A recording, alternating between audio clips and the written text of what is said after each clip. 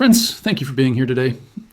What if I told you that the most explosive political event of the year wasn't a speech or a rally or even a campaign promise, but a quiet vote in a closed-door committee room that could fundamentally alter the economic landscape of our republic? And what if the true story isn't about one man's anger, but about a sudden terrifying realization within the halls of Congress that the financial stability of the executive branch might be compromised by foreign debt?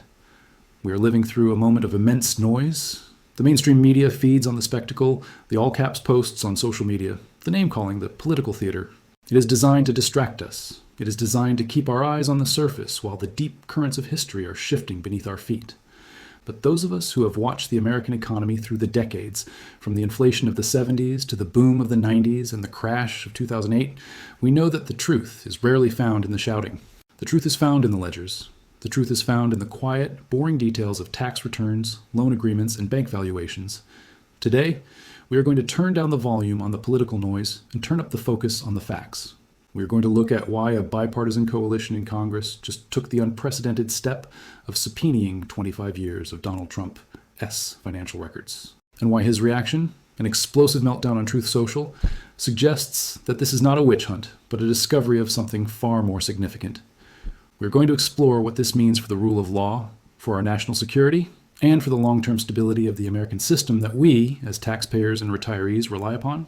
To understand the gravity of this moment, we must first look at the catalyst and the underlying economic conflict that drove this decision. It began with a vote, not a party-line vote that we are so used to seeing, where Democrats vote one way and Republicans the other, purely out of tribal loyalty. This was different. On December 9th, the House Oversight Committee met behind closed doors. The air in Washington is usually thick with partisanship, but in that room, the atmosphere changed. A vote was called to authorize subpoenas for Donald Trump's complete financial records, personal taxes, business entities, banking records, spanning from the year 2000 to 2024. The expectation, or the narrative we are always sold, is that Republicans would block this. They would protect the former president at all costs. But that is not what happened. When the roll was called, the measure passed 28 to 14. 6 Republicans broke ranks. Now pause and consider the weight of that. In the current political climate, for a Republican representative to vote for a subpoena of Donald Trump is not a casual decision. It is a career-risking move. It invites primary challenges, donor revolts, and public attacks. Yet 6 of them, sitting members from competitive districts in California, New York, and Pennsylvania, looked at the evidence presented to them and decided that their constitutional duty outweighed their political safety. Representative Nancy Mace of South Carolina, a figure who has often navigated the complex currents of Trump's support, stood up and delivered a speech that should echo in the history books. She argued that if Congress refuses to provide oversight when there are this many questions surrounding a candidate's finances, then Congress has abdicated its role. She essentially said that if we don't look now, we are not a check on power. We are accomplices to its abuse. So what did they see? What terrified them enough to break the party line? They saw the economic conflict. During that closed-door session, forensic accountants presented preliminary findings that pointed to what they called significant discrepancies in asset valuations. Now, to the uninitiated, valuation discrepancies sounds like dry accounting jargon. But you and I know that in the world of real estate and high finance, valuation is everything. The evidence suggests a dual reality. On one hand, figures provided to banks to secure loans were high, inflated to show immense wealth and low risk, thereby securing lower interest rates and better terms. On the other hand, figures provided to tax authorities for the exact same assets were low, deflated to minimize tax liabilities. This is not just smart business. If proven, it is the definition of bank fraud and tax evasion. It corrupts the marketplace. When a major player cheats the system to get capital they don't deserve, it tightens the market for honest businesses. It increases risk for the banks that hold the savings of ordinary Americans.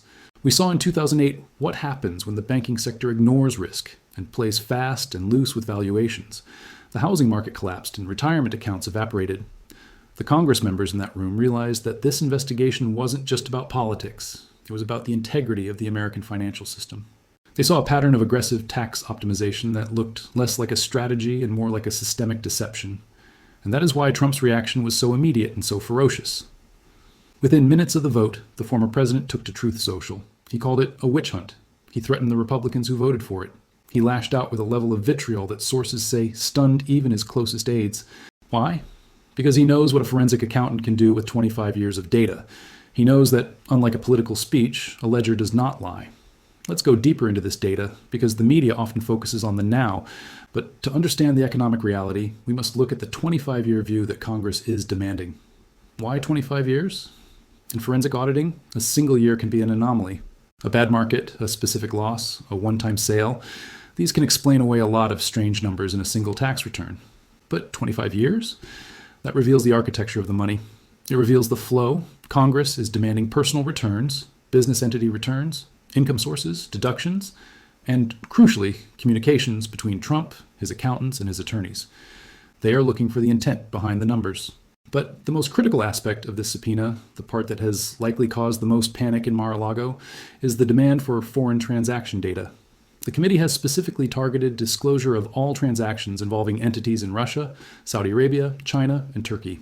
Let's look at this through the lens of a retiree concerned about national security. The United States Constitution contains a provision known as the Emoluments Clause.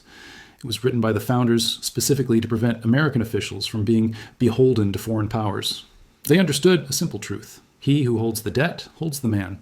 If a president of the United States owes hundreds of millions of dollars to a state-controlled bank in China, or if his properties are being propped up by cash infusions from Saudi Arabia or Russia, can he truly act in the best interest of the American people? Or will his decisions on tariffs, on treaties, on troop deployments be colored by his need to service his debt? This is not a theoretical question. The subpoena seeks to answer whether foreign money was flowing into Trump's businesses while he was in the White House, or while he was campaigning to return to it. We have precedents that suggest this fear is well-founded. We must remember the civil fraud trial conducted by New York Attorney General Letitia James. That was not a political hit job. It was a trial in a court of law where evidence was presented and scrutinized. The finding was clear: systematic inflation of asset values by billions of dollars. The judge didn't just call it an error, he called it fraudulent. We also have the case of Alan Weiselberg, the former CFO of the Trump Organization. This was the man who knew where every penny went for decades. He didn't fight to the death. He pleaded guilty. He admitted to tax fraud. When the man who manages the books admits the books are cooked, we have to listen. The forensic accountants advising Congress have indicated that the patterns they are seeing now are consistent with those past findings, but potentially on a scale that impacts national security. They are looking for back-to-back loans, where foreign money guarantees a domestic loan to make it look American. They are looking for properties sold at well above market value to foreign buyers, a classic money laundering technique. The subpoena for banking records is equally invasive. They want the loan applications. They want to see the emails where Trump or his associates told a bank, "This building is worth $500 million," while telling the IRS it's worth $50 million. If these documents are produced, there is nowhere to hide. You cannot spin a loan application. You cannot fake news a wire transfer. The data is the data, and that is why the resistance is so fierce. Now, as this investigation unfolds, you will inevitably hear a battle for the narrative that attempts to obscure this reality. You will hear that this is unprecedented. You will hear that Congress is overstepping. But let's fact-check that with history. It has been standard practice for presidential candidates to release their tax returns for 50 years. Richard Nixon released his tax returns while he was under audit. Every president since, until Donald Trump, understood that the public trust required financial transparency. The argument that this is harassment ignores the fundamental contract of public service. When you ask for the nuclear codes, when you ask for the power to regulate the economy, the people have a right to know if you are working for them or for your creditors. Trump's legal team is already filing emergency motions. They are claiming congressional overreach and violation of separation of powers. But legal experts, conservative and liberal alike, note that these arguments have failed in court before. The Supreme Court has already ruled that a president is not immune from criminal investigation and that Congress has broad oversight powers. However, the strategy here isn't necessarily to win in court ultimately, it is to delay. It is to run out the clock until the election. But here is where the shock factor of the Republican votes comes back into play. By making this a bipartisan subpoena, the House Oversight Committee has stripped away the partisan witch hunt defense in the eyes of the courts. Judges are far less likely to view a subpoena as political harassment when members of the target's own party voted for it. The bipartisan nature of the vote accelerates the legal timeline. It signals to the judiciary that this is a legitimate legislative inquiry, not a political stunt. This leaves Trump in a nightmare scenario. He is fighting a war on two fronts, the court of law and the court of public opinion. In the court of law, he is losing his traditional shields. He cannot claim executive privilege because he is not the president. He cannot claim it is purely partisan because of the 6 Republicans. In the court of public opinion, his meltdown on social media betrays his anxiety. If the records were clean, if they showed a wildly successful businessman who followed the rules, why not release them? Why not throw them on the table and say, look, I'm clean? The desperation to hide them is in itself the most damning piece of evidence we have so far. So why does this matter to us personally, and what are the implications for American taxpayers and retirees? Why should a retired teacher in Ohio or a veteran in Florida care about the accounting practices of a billionaire in New York? It matters because the economy is a fragile ecosystem built on trust and the rule of law. If we allow the highest office in the land to be occupied by someone who is financially compromised, we risk the stability of our entire nation. Imagine a scenario where a foreign power holds leverage over the president. That power could force trade deals that hurt American workers but help the president's personal business. It could force foreign policy decisions that weaken our military alliances but secure a loan for a hotel chain. This is the essence of the Emoluments Clause. It is not a dusty old rule. It is a firewall protecting your pension. If the president sells out American interests for personal gain, the markets react. Stability vanishes. The dollar suffers. Furthermore, there is the issue of tax fairness. We, the people listening to this today, have paid our taxes our whole lives. We had our wages withheld. We paid our property taxes. We played by the rules. When the wealthy and powerful engage in aggressive tax evasion, they are stealing from us. They are using the roads, the military protection, the legal system that our tax dollars paid for, without contributing their fair share. When a billionaire pays $750 in federal income tax, as was revealed in previous partial leaks, while a nurse pays $10,000, that is an insult to every hardworking American. But beyond the money, there is the issue of institutional integrity. The United States is exceptional because we are a nation of laws, not of men. No king, no general, no tycoon is above the law. If Donald Trump successfully defies these subpoenas, if he's allowed to hide 25 years of potential fraud and foreign entanglement and still take the White House, we have fundamentally changed the nature of our republic. We will have established a precedent that political power grants immunity. We will have said that if you are loud enough and popular enough, the rules do not apply to you. That is a dangerous world to leave to our grandchildren. The Republicans who voted for this subpoena understood this. They looked at the long game. They realized that saving the party was less important than saving the standard of the presidency. They understood that if they looked the other way, they would be setting a trap for the future, where any president, Democrat or Republican, could loot the Treasury or sell influence with impunity. Let us pause here to undertake a serious strategic analysis of what this event signals for the American economy, because this goes far beyond courtrooms and headlines. It reaches directly into your 401k, your property values, and the purchasing power of the dollars in your wallet. We often talk about fiscal responsibility in terms of government budgets, how much Congress spends versus how much it taxes. But there is a deeper layer of fiscal responsibility that underpins our entire way of life, the full faith and credit of the United States. That phrase is not just a slogan, it is the bedrock of the global economy. It is the reason the US dollar is the world's reserve currency. It is the reason we can borrow money at lower rates than almost any other nation on earth. But we must ask ourselves a hard question. What happens to that faith and credit if the world believes the American executive branch is effectively for sale? We need to understand the concept of a risk premium. In global finance, investors are constantly assessing the safety of where they park their money. When a country's leadership is viewed as unstable, corrupt, or compromised by undisclosed foreign debts, lenders do not just walk away, they demand a higher interest rate to cover that risk. This is why a mortgage in a corrupt developing nation might come with a 20% interest rate, while here in the US, we are used to much lower figures. The difference is the price of trust.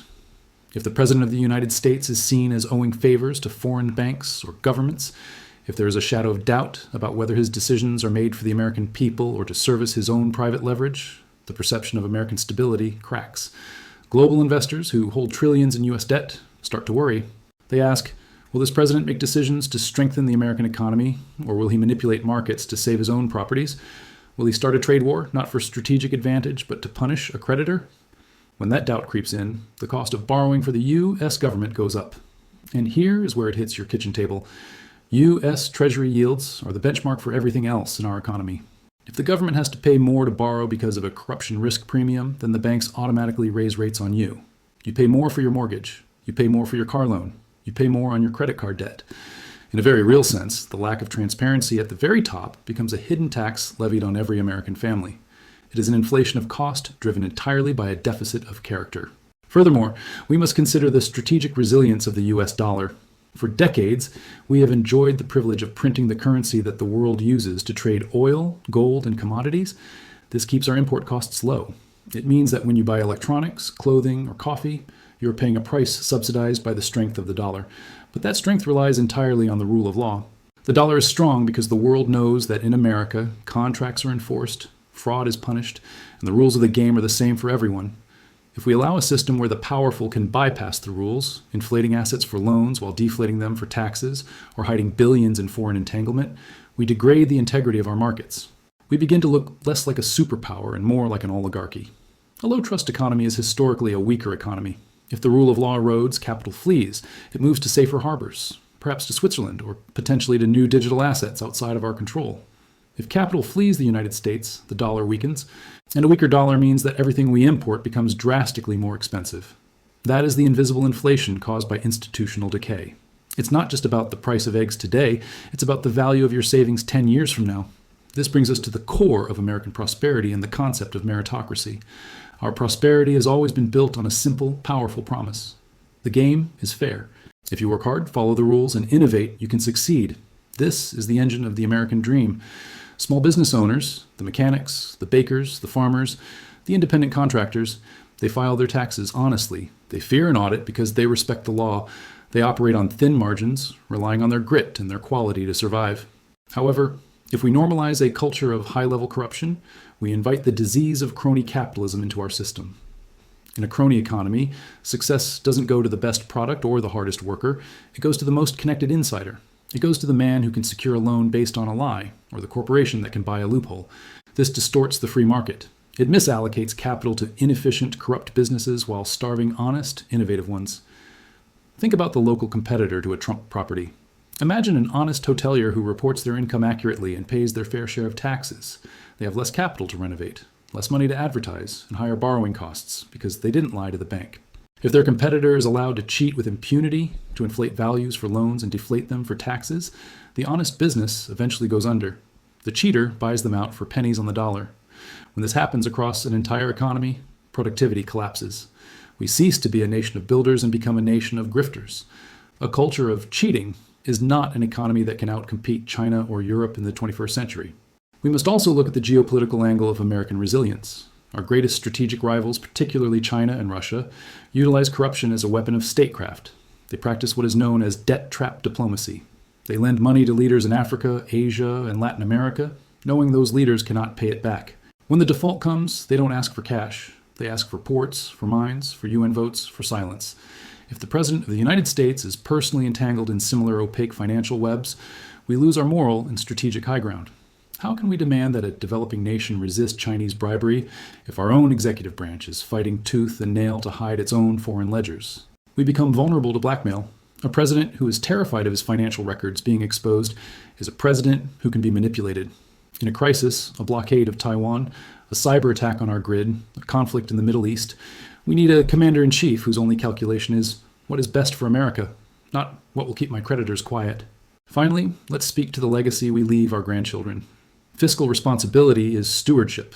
It is the obligation to hand over a country that is solvent, sound, and just.